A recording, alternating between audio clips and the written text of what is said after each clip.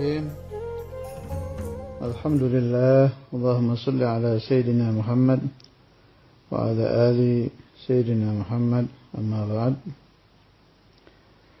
Burdatu Rasulillah sallallahu alaihi wasallam, bait ke-24 pasal kedua, masih tentang at-tahdhir min hawa nafs. Wa khalifin nafsa wash syaitan wa'asihima wa inhuma mahadha kan nusha fattahimi. Wa khalif, dan lawanlah, tentanglah, an-nafsa, nafsu, wasyaitana, dan syaitan. Ini masih sebagaimana biasa Al-Imamul Busiri radhiyallahu ta'ala anhu mengajak bicara diri beliau sendiri. Ini yang disebut 2 dari 4 hijab.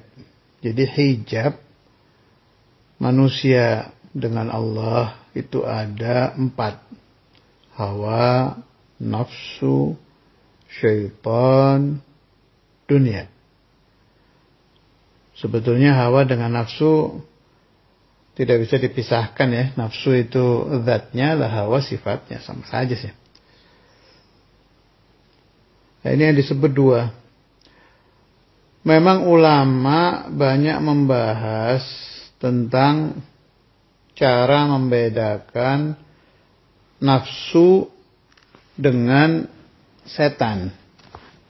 Nah, tapi bagi yang tidak terlalu serius mempelajari tentang tasawuf, gampang aja sudah. Kalau nafsu dengan setan itu pasti mengajak keburukan. Nah, kalau yang mengajak kebaikan itu, kalau bukan dari Allah langsung, ya bisikan malaikat.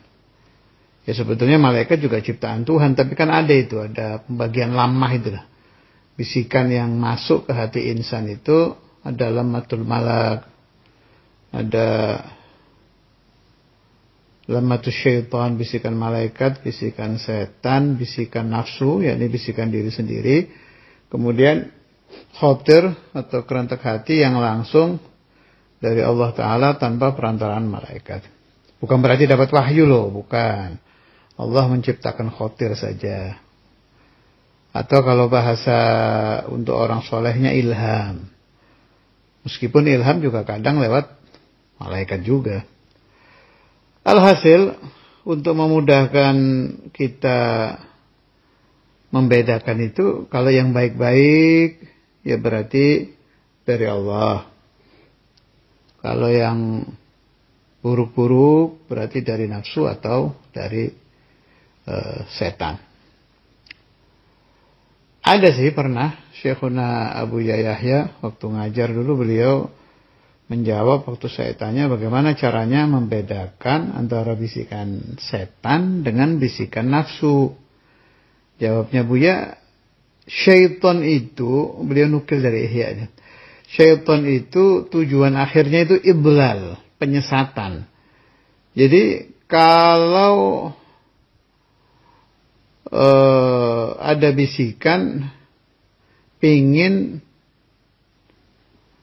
mengikuti hawa nafsu, makan yang tidak halal gitu. Itu pas kita keluar dari rumah kita mau menuju ke warung makanan tadi, taruhlah khamr gitu. Kalau setan itu tujuannya itu menyesatkan. Di perjalanan Anda berbalik, na'udzubillah ini ya, na'udzubillah sekedar contoh saja. Berbalik ke komplek pelacuran itu selesai, nggak ada, dia tidak akan menyuruh lagi ke khamr sudah. Yang penting sudah berhasil hari itu, penyesatannya sudah selesai.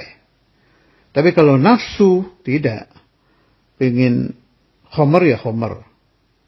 Ingin perempuan ya perempuan. Satu titik gitu.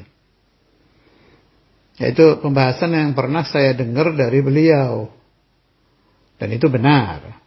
Jadikan satu pemahaman.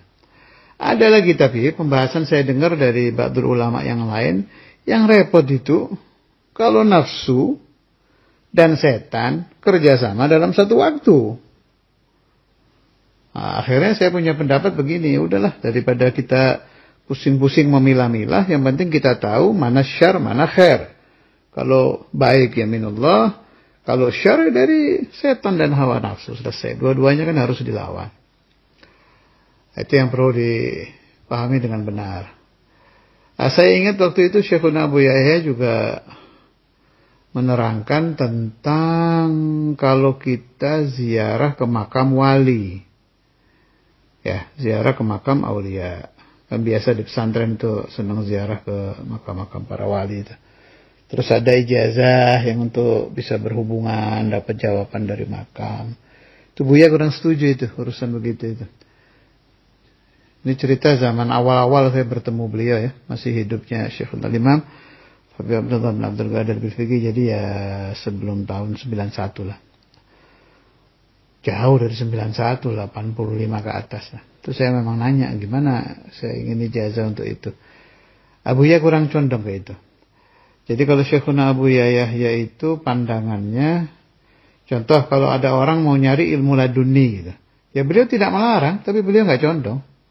Malah waktu itu sempat memberi contoh kepada saya, kamu lihat Fulan itu. Fulan itu dari dulu mengejar ilmu laduni itu. Jadinya ya begitu. Memang pintar kitab, tapi aneh. Nggak mau kumpul sama orang. Oh kebakar. Jadi beliau lebih condong, Al-Quran itu kata Buya, min ladunhu. Ladunni itu kan yang ilmu dari Allah. Tapi Al-Quran itu min ladunhu. Dari Allah langsung. Buat apa kita nyari-nyari ladunni yang sudah ada Al-Quran? Kurang lebih begitulah maksudnya. Karena itu yang dipegang oleh beliau, wasiat dari Buya Alon. Buya Alon itu Buya Ahmad Zaini Dahlan, guru dan mursyidnya Syekhuna Abu Yahya. Pokoknya suruh megang seumur hidup ihya dan tafsir. Itu aja itu. Tafsir berarti kalamullah kan. Dari yang dipakai Buya kalau nggak salah dulu Jalalain. Ya mungkin ada tafsir-tafsir lain. Tapi yang rutin kayaknya itu. Sama ihya dua itu. Pelajari. Masukkan pemahamannya ke hati. Amalkan. Itu tarikah Syekhuna Abu Yahya. Saya dapat dari beliau. Nah, sempat beliau menerangkan, kalau orang yang suka pakai wirid-wirid di kuburan itu, supaya mendapatkan kalam dari Sahibul Maqam, itu membedakannya itu asli ruh wali apa setan, itu kata Buya sulit. Sebab kadang, kalau ternyata yang berbicara dengan orang ziarah itu setan, awalnya baik-baik dulu nyuruhnya. Omongannya khair terus, tidak bertentangan dengan syariat. Tapi nanti, nah, jadi setan itu kadang mengulur-ulur kan. Dibiarkan orang percaya bahwa itu omongannya Sahibul Magam. Setelah itu orang yakin, dah baru ngasih perintah-perintah yang gak jelas. Sehingga banyak kita lihat orang-orang yang suka wirid-wirid di kuburan-kuburan itu, ya trukunas sholah. Saya tahu itu fulan, fulan. Di daerah fulan, dan fulan. Sampai sekarang loh ini, sampai sekarang. Dan Anda perlu ketahui, Anda murid-murid saya nggak diziarah, menurut saya terkenal ahli ziarah. Enggak, bukan ke sana maksud saya. Maksud saya jangan mencari omongan dari kuburan untuk Anda amalkan gitu. Wazin bihukmi syar'i kulla khatiri wa iyyakun muwafiqan fabadiri. Kalau untuk urusan yang kita amalkan, ikuti syariatul Rasulullah. Ikuti thariqah yang Anda amalkan. Kalau sudah mau masuk ke ranah itu, wah itu berat itu harus ada mursyidnya itu. Kalau ingin aman, ya udah jangan. Ziarah aja. Syekhuna Abu Yahya juga ada ziarah. Tapi nggak pernah mencari begitu-begitu. Kenapa ziarah wali? Imtithalan li amrillah wa li amri Rasulillah sallallahu alaihi wasallam.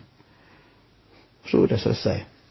Jangan nyari-nyari ilham-ilham. Kalau mau, ya masuk thariqah dulu. Itu baru aman. Kalau enggak, bahaya.